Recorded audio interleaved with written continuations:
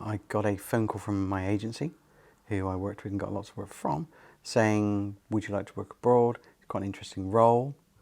I was like, okay, yeah, but the interview's tomorrow. You need to get here for the interview tomorrow. And so, okay, yeah, no problem at all. I'll come on up. The address I was given was in central London. I went into the building, up to the 6th floor, and there were guards on the 6th floor, which I thought was quite odd. And it turned out to be a military media kind of intelligence unit. And they showed me around. We had a quick chat, and I must have been there for about 20 minutes, and that was it. And they said, right, great to see you, thanks very much. And I asked, okay, so when will I hear if I've got the job? I said, oh, no, you've got it. And I said, where am I going and when do I start? They said, well, your tickets will be emailed to you later today. You'll be going out on Monday morning. Okay, this is a Friday. I'm talking to these guys. And I said, so where am I going? Oh, you're going to Baghdad. I was expecting to be in the green zone. But no, we were on a base called Camp Victory, which surprised me. So when I first arrived at the building that I was going to be working at, it struck me that it was a very secure building. Signs outside saying, do not come in. If you're not, it's a classified area. If you're not cleared, you can't come in. So when I first started working there, I didn't know how big a project this was. I just assumed it was news gathering. But having seen the process and worked in the process, I then realised this was a big project. And the budget was large as well for this project. It was around about 120 million a year for this project. And that's a lot of money. Whilst I was working there were 3 different types of strand, really. So we would do the news items that would go out on the news and go out on various channels locally. The kind of stories, a bomb would go off, a car bomb would go off, people would die. We would have people out there filming it. It would come back. We would then edit it into stories that would then go out on various channels within the region. And we were to make it, as best we could, look as if it was made locally, which it is shot locally and it is edited locally. It was more to make it look like it was Arabic, to make it look like it was shot in the region, which it was, but to make it look like it was created by Arabic TV almost.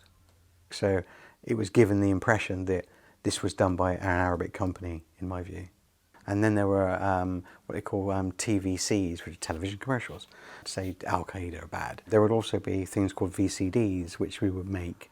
The way I was approached about VCDs was I was asked by my boss, we need to make this style of video and we've got to use Al-Qaeda's footage and all their propaganda out there to do it. We need it to be 10 minutes long, and it needs to be in this file format, and we need to encode it in this manner. And yeah, that's great. And we're going to track it via Google Analytics. All the VCDs that were made, and quite a considerable amount, were taken by Marines when they were going into various villages or they were doing raids, whatever patrols they were on, and they were dispersed that way. That was the quickest, easiest, and also, I guess, the most sensible way of doing it. Because if they're raiding a house and they're going to make a mess of it looking for stuff anyway, they just drop an odd VCD there. Then when whoever comes back, they're going to pick it up and they're going to start checking stuff through. So it kind of made sense to do it that way. And these were discs that were made to play in a thing called Real Player. And what happened to a Real Player is you'd get a white screen before anything would happen. They came up with this ingenious idea that within the white flash that Real Player does, it actually tracks where the VCD is being played.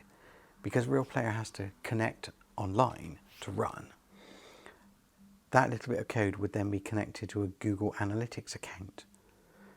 And so that way you could have a track and know where that VCD is being played.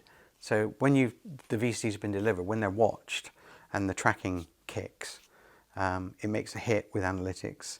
And when you log into it, 24 hours later, it will tell you which IP address and where in the world it's been looked at. So for instance, if one's looked at in the middle of Baghdad, okay, you know there's a hit there. If one 48 hours later or a week later shows up in another part of the world, then that's the more interesting one. And that's what they're looking for more. Because then that gives you a trail of, okay, so someone sent it to this person, or they've been here and they've gone elsewhere. So it gives you a track of somebody who could possibly be a threat. Some of the VCDs ended up in some interesting countries. I think I had a couple in Iran, obviously in Iraq, in several places. I think there was one in Syria, but the most interesting one was in America. No idea how it got there, but all my job was to collate that data and pass it on. So I would do a printout for the day, and if anything interesting popped up, hand it over to the bosses, and then it would be dealt with from there. When we made something, the process would be, I would show it to my producer, they'd be happy with it. We would then get in the seniors in the office, they'd be happy with it. Then we get the two colonels in to look at it, look at the things we've done throughout the day. They'd be fine with it. It would then go to General Petraeus. He would then look at it, and his team would look at it.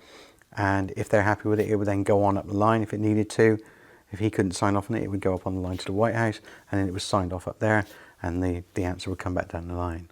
I was in and out of Baghdad on this contract for over a year or so. I just couldn't do it any longer.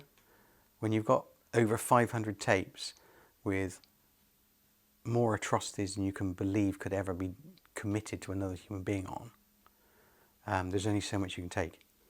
And also, you just think flying in and out of a war zone all the time, you're elevating that risk of not being able to come back home.